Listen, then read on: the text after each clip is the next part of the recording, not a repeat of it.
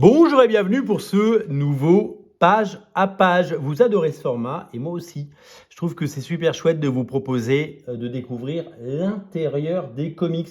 Vous êtes très nombreux à nous dire, mais le problème c'est qu'on achète souvent à l'aveugle, surtout sur Internet.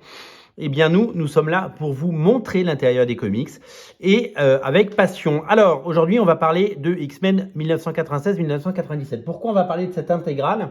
Eh bien parce que cette émission n'est pas exclusivement dédiée aux omnibus, elle est également dédiée aux livres qu'on a envie de vous présenter. On vous a montré du Alex Ross, on vous a déjà montré des intégrales. Et là, on va parler de la dernière intégrale X-Men sortie 96-97 avec Scott Lobdell aux manettes, mais également deux dessinateurs de légende. Mais bon, il y a d'autres dessinateurs que vous allez découvrir. Andy Kubert, qui était arrivé chez les X-Men au départ de Jim Lee, donc ça fait quand même quelques années maintenant, et Joey Madureira, qui était dans ces années-là la nouvelle sensation. Cette couverture, vous la connaissez, Xavier quitte le groupe, et elle fait évidemment écho à la couverture de Cyclope qui quitte les X-Men après la mort de Jean Grey, Phoenix. Et cette couverture a été très très longtemps swipée, a été très longtemps parodiée. Et donc il fallait que les X-Men, il faut que les X-Men tous les 5 ou 10 ans rendent hommage à évidemment cet héritage. Alors, on va regarder un petit peu le contenu de cette intégrale, donc à cheval sur les années 96 et 97. Il y a la fin d'Onslaught, il y a l'épilogue d'Onslaught. Il y a quelques épisodes d'Uncanny X-Men, la série principale, épisode 337 à 339. Et il y a un Annual X-Men 96. Puis la série X-Men 91, 57 à 59. La série X-Men de 91, c'est celle débutée par Jim Lee, souvenez-vous. Il y a l'Annual 96 et un épisode de X-Men Unlimited au dessin et au scénario. Donc évidemment Scott Lobdell qui fait une grande partie, mais il y a d'autres scénaristes comme Terry Cavanagh, Howard Mackie, John Francis Moore, Larry Hama ou Ralph Macchio. Et au dessin, il y a plein de dessinateurs. On a dit Andy Kubert, Joey Madureira, mais pas seulement, parce qu'il y a Salvador Larroca, Bernard Chang, Ariel Olivetti, Steve Epting, et oui déjà, Adam Paulina, le fabuleux, le légendaire, l'incroyable, le talentueux, Randy Green, Anthony Wynne, Cédric Nocon. C'est drôle parce que tous ces dessinateurs, on les a revus chez Topco après, ou avant d'ailleurs. David Perrin, Nick Gnazzo, je ne sais pas qui c'est, Roberto Floris, alors c'est pas Floris, ça c'est Flores, mais on le verra tout à l'heure, de mémoire c'est Flores, il y a une petite faute de frappe, mais écoutez c'est comme ça. Je me souviens de cette couverture incroyable, il y a certains numéros de ces épisodes, enfin il y a certains épisodes que j'ai déjà en single, notamment celui-là, le X-Men 337, Uncanny X-Men 337, je me souviens de ce dessin absolument incroyable. Alors c'est l'époque où ils avaient fait de Wolverine une bête, donc il avait une espèce de cagoule, il était déformé, on aurait dit un animal sauvage, et puis sans trop nous expliquer comment, ils sont retournés vers son graphisme original. Et donc voilà, alors là c'est évidemment dessiné par Joey Madureira et c'est époustouflant, Bastion évidemment, donc là on est sur l'épilogue. Donc la fin, Peter Parker. On est sur la fin. Alors je me souviens de ces épisodes parce que je me souviens de ça, je m'en souviens très très bien, de Cyclope qui tire sur son radio réveil. Alors pour les plus jeunes d'entre nous, c'est un radio réveil. Hein. On en a tous eu quand on était adolescent dans les années 80-90, mais peut-être que vous ne savez pas ce que c'est. Alors j'adore Cyclope qui dort avec ses lunettes là, avec ses deux trucs de quartz rubis et on dirait des lunettes de plongée pour nager dans la piscine et il fout les cendres dans son tiroir comme s'il avait l'habitude.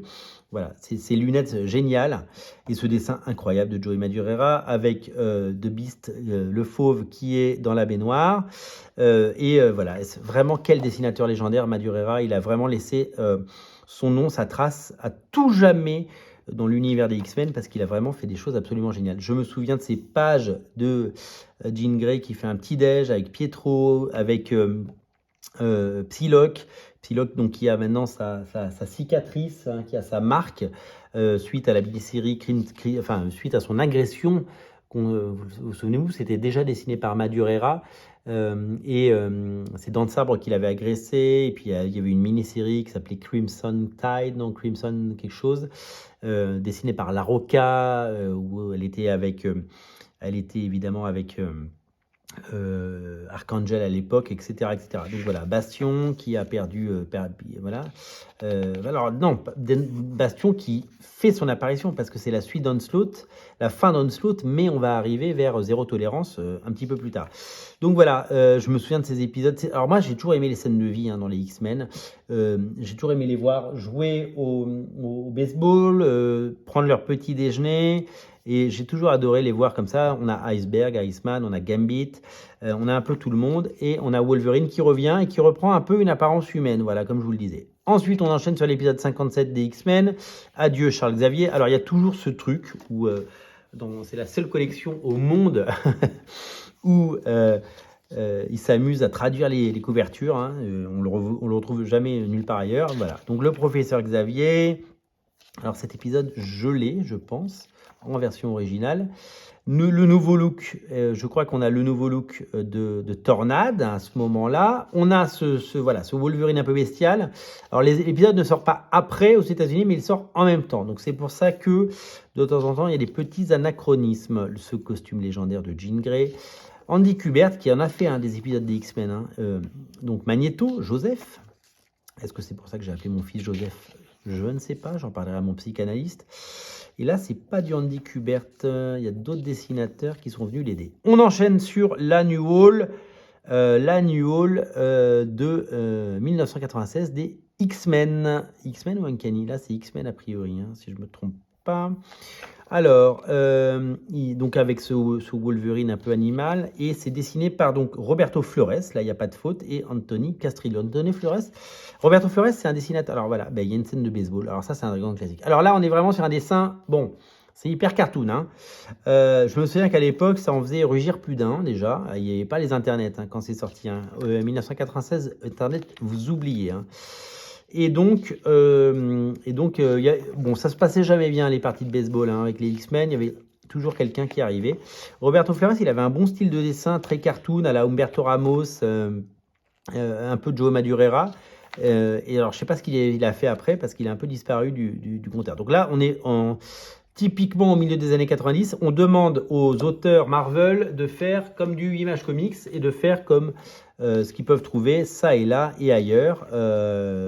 Et donc, du coup, on se retrouve avec ça. Alors, évidemment, les vieux fans de John Byrne, là, ils ne sont pas contents. Parce que on est très, très loin de tout ça. Alors, moi, autant j'adore Madureira, mais je ne suis pas non plus super fan de ça. Même si j'y trouve de la nostalgie et un petit peu de bonheur, je trouve que c'est pas la meilleure époque. Même s'il y a des choses sympas, regardez toutes ces mains qui sont là, elles sont bien dessinées. Voilà, il y a quand même des choses intéressantes. Ah, l'épilogue d'Onslaught, il est là, le voici, le voilà. Par qui il est fait l'épilogue d'Onslaught? J'essaie de reconnaître les artistes. Voilà. Alors cet épisode, je ne l'ai jamais vu de ma vie. C'est la première fois que je le vois. Je ne l'avais pas en version originale. Je ne l'ai pas lu en VF quand il est sorti. Donc l'épisode / épilogue d'Onslaught, autant vous dire que je ne l'ai pas du tout lu. Donc on est toujours sur ce style un peu cartoony, un peu années 90. Voilà. Alors X-Men Unlimited numéro 12. Donc on est sur les débuts d'Onslaught. Est-ce qu'on a le crédit avec les auteurs? Non. Alors déjà, je regarde si là on avait le crédit avec les auteurs. C'est un peu gênant de ne pas avoir les auteurs, mais bon, que voulez-vous? C'est comme ça. Donc la fin d'Onslaught, oui, c'est la fin d'Onslaught, voilà. Onslaught Impact, c'est un annual. Qui le dessine? Je serais bien incapable de deviner ce style de dessin. C'est un des noms que j'ai lu en entrée, mais voilà, je ne suis pas forcément très à l'aise avec tout ça. Pareil, c'est la première fois que je vois ces pages de toute ma vie. Comme quoi, on peut lire les X-Men, mais pas tout lire, vous voyez. Parce qu'on peut pas, il y a des moments, on peut pas tout acheter, et j'ai tendance à le dire très très souvent, on ne peut pas tout acheter et on ne peut pas tout lire. Donc je ne sais pas qui a fait cet épisode. On arrive sur Uncanny X-Men 338 et là on revient sur du Joe Madureira et là c'est très bien. Alors on a toujours ce Wolverine un peu animal mais il est moins bestial, il a toujours cette espèce de cagoule comme Elektra. Il y a La Roca qui fait des pages également, donc il y aura des pages un peu moins bien dessinées par La Roca. Ça c'est magnifiquement illustré par Madureira parce que c'est parfait. Et on a des pages, ça je me demande si c'est pas, est-ce que c'est du Larocca ou du... Voilà, ça c'est du Larocca, on reconnaît Larocca, voilà. On reconnaît Larocca parce que c'est quelqu'un qui a très très longtemps essayé de singer le style de Carlos Pacheco, qui ensuite a essayé de faire son propre... voilà, il n'a jamais eu le talent de Pacheco ni de Madureira, mais c'est un bon faiseur. Extreme X-Men, c'était super chouette. Il a fait plein d'épisodes des X-Men super. Il a fait des choses pas mal. Voilà. Voilà. Donc l'épisode est dessiné à 4 mains et il y a un peu de Madureira, un peu de Larocca, mais c'est du bon Larocca. Là. On est sur du bon Larocca. On arrive sur l'annual 96 des X-Men. Donc la couverture c'est Artie Bert, qui était encreur notamment pour Jim Lee à une époque. Nous avons qui dessine ça? Mais on peut pas nous mettre les noms, c'est pas plus simple de nous mettre les noms des artistes parce que ça fait quand même 3 numéros sur le truc que je n'arrive pas à identifier. C'est la première fois de ma vie que je vois cet épisode. Je n'ai jamais vu ces pages et donc du coup voilà, c'est difficile de vous en parler. Mais c'est ça aussi les intégrales, c'est d'avoir des épisodes qu'on n'aurait pas forcément lus en fait. On n'aurait pas forcément... voilà, ça permet de redécouvrir des choses ou de tout simplement les découvrir. Parce que comme je vous le disais, pour moi, c'est tout nouveau, voilà. C'est vraiment tout nouveau. On arrive sur X-Men numéro 58. Je crois que c'est Artie Bert qui fait la couverture, mais il y a de l'ancrage. Danny Mickey, on dirait qu'il y a du Léline Francis Yu, c'est marrant. Alors, qui fait cet épisode? Pareil, je n'ai pas X-Men 58, je ne l'ai pas. Alors, Scott Lobdell et Ralph Macchio, scénario, Bernard Chang. Alors, Bernard Chang, au dessin, je n'ai pas du tout, c'est la première fois que je vois cet épisode. C'est pas mal, c'est plutôt pas mal. Donc, Wolverine revient à un physique à peu près normal, vidu. C'est sympa, c'est assez frais. Alors, Avoc est pas dingue. Ah, alors celui-là, je l'ai. Cette couverture, je l'ai. Uncanny X-Men 339, je l'ai. Et a priori, il est dessiné par Adam Kubert. Mais on va vérifier. En tout cas, la couverture est faite par Adam Kubert. J'adore ce plan de Spider-Man, c'est dingue. Et j'adore les plans qu'il nous propose. A priori, c'est du Adam Kubert. Scott Lobdell, Adam Kubert et Cédric Nocon. Eh ouais, Adam Kubert qui dessine, mais pas tout seul. Adam Kubert, c'est vraiment un mec qui aura dessiné les X-Men, mais toute sa carrière, Wolverine, les X-Men, avec talent, brio et sérieux. Vraiment, c'est exceptionnel ce qu'il a pu faire. Alors, Cédric Nocon, à l'époque, moi j'ai vu des dessins de Cédric Nocon parce que je crois qu'il a fait du Darkness après, ou avant ou après. Clairement, là, on lui a demandé de faire du Ian Churchill, quoi, du Rob Liefeld, parce que c'est pas son style habituel. Je crois que j'ai cet épisode, mais voilà, il y a des choses que je reconnais, il y a des choses que je ne reconnais pas. X-Men 59, qui donc est a priori dessiné par, donc couverture de Andy Kubert avec Artie Bert. Donc c'est Andy Kubert au dessin, Scott Lobdell qui est un peu sur la fin, je pense, Scott Lobdell.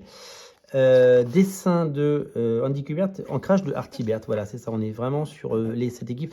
Ah oui, je me souviens de Wolverine qui s'isole un peu, retour à l'état bestial.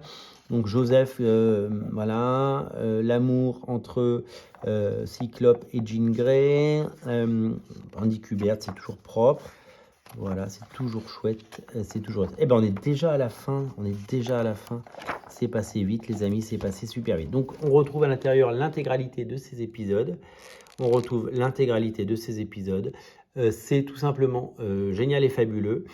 C'est tout simplement exceptionnel. Et c'est comme toutes les intégrales X-Men, je viens de shooter dans le pied de cette vidéo. C'est une intégrale incontournable comme toutes les intégrales. Elle est disponible bien entendu sur originalcomics.fr. Je vous mets le lien dans le descriptif de la vidéo. Comme toutes les intégrales X-Men disponibles, complétez votre collection. En tout cas, elle est vivement recommandée. Et moi, ça m'a fait voyager dans le chemin des souvenirs, comme on dit. Parce que c'est une époque, c'est comme beaucoup d'époques des X-Men que j'ai adoré. Et je vous invite à la découvrir. Voilà, X-Men 96-97 à découvrir dans le lien, dans le descriptif de la vidéo. Salut!